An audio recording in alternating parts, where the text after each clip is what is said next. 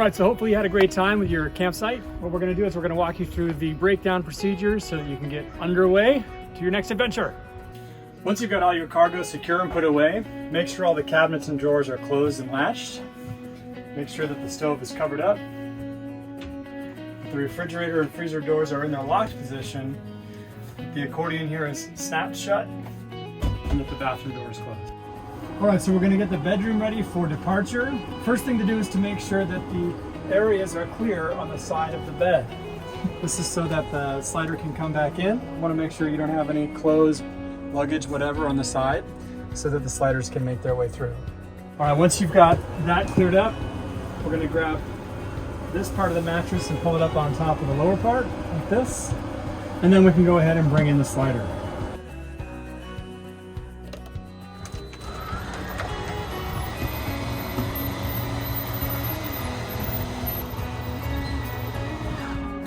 You'll know the slider's reached its extreme inner point when the pitch of the motor changes a little bit. Let's listen to that.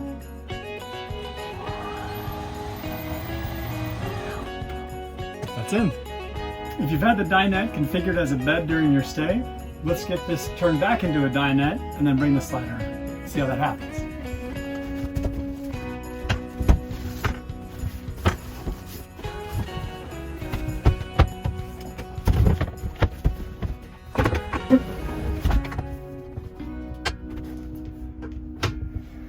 Be sure to lock the table in place so that it doesn't go down on you the next time you try to use it. Now let's bring the slider in. Make sure everything's clear before you bring it in, and then push this switch out.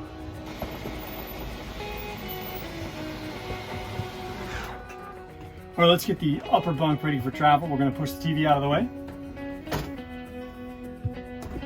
And then flip this section up so that you can have easy access to the cabin. Let's get the front seats rotated for departure. Around the back is the handle. You're going to push the handle to the left. Slide the chair all the way forward and then rotate inwards. And same with the other side. On the back, chair goes forward, rotate inwards, and slide the chair back. Good to go. Before you roll out, you want to make sure that your 3 vents are closed. You have one in the living room, one in the bathroom, and one in the bedroom. If you have anything freestanding in the shower, make sure you get that secured into a cabinet or one of your bags before you take off. Let's go ahead and close the vent hood from the stove top so it doesn't rattle while you're driving around. If you brought bikes with you, let's go ahead and get them onto the rack. I'll show you how to do that. Before you put them on the rack, make sure that anything you were going to put in the rear storage, the chairs or anything else like that, goes in there first. Because it's really hard to get into this storage with your bikes on. And of course, you can't do any of this if you haven't brought the bedroom slider in place first. So let's take a look at how we get this done.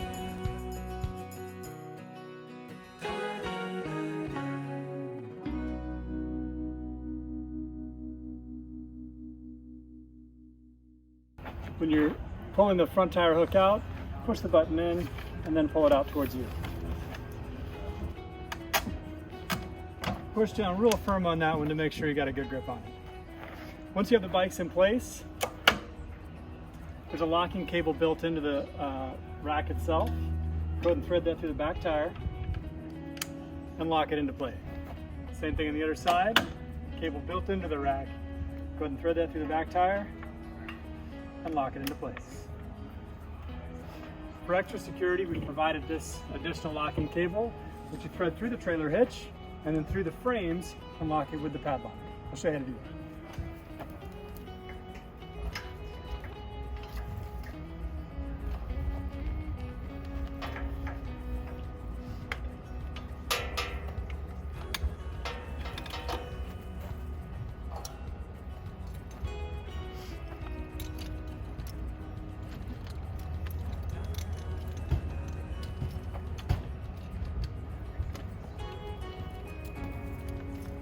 Good to go.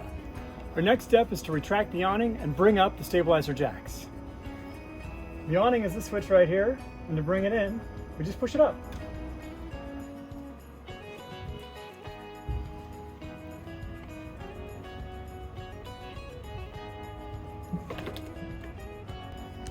Now to retract the stabilizer jacks.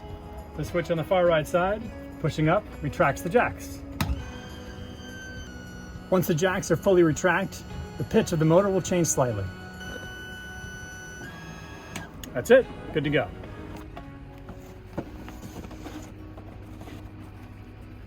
Now we're going to disconnect the utilities.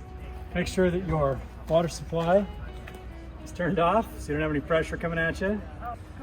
And then go ahead and disconnect the hose.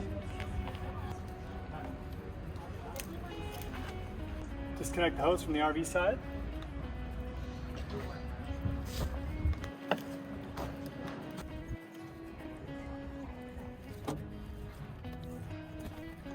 And set the hose in the storage compartment. Disconnect the electrical. Pull the plug. And then unscrew this connection from the RV. Slight twist to the left and pull. You go ahead and drop the cable into the storage compartment. If you use leveling plates when you first arrive, these yellow guys, let's back off the plates now and collect them into the bag. There's 10 leveling blocks in total. Make sure you have them all collected and stored inside the bag. Go ahead and store the bag inside the left side storage compartment. Now that you're disconnected from shore power, it's important to make sure that your appliances are switched back over to propane. So when the refrigerator is in auto, that means it's going to happen automatically. The switches for the water heater are here. If you want to continue having hot water, at this time you'll need to switch over to gas. That way you'll save your electric power. You want to make sure that other appliances like TVs and the furnace or the air conditioner are also turned off to save electric power. All right, now it's time for your final walk around. You want to make sure you have all your latch covers closed and secured and that they're actually latched shut.